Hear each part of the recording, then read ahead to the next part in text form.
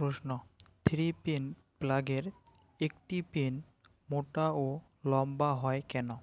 উত্তর, three pin প্লাগের একটি pin, যেটি সাধারণত মাঝখানে থাকে, অন্য দুটি পিনের চেয়ে মোটা ও লম্বা হয়। এর পেছনে গুরুত্বপূর্ণ নিরাপত্তাজনিত কারণ রয়েছে। ১.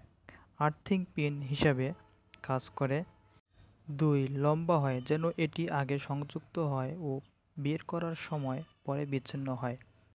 ৩. মোটা হয় যেন এটি অন্য পিনে ঢোকানো না যায়। ৪. আর্থিং পিনের মাধ্যমে অতিরিক্ত কারেন্ট নিরাপদে নির্গত হয়, ফলে সরঞ্জাম পুড়ে যাওয়া বা বিস্ফোরণ হওয়ার সম্ভাবনা কমে। সংক্ষেপে বলতে গেলে, আর্থিং পিন সবার আগে ও নিরাপদে কাজ শুরু করে, তাই লম্বা, এবং এটি যেন ভুল করে অন্য ছিদ্রে না ঢোকে তাই মোটা রাখা হয়। ধন্যবাদ।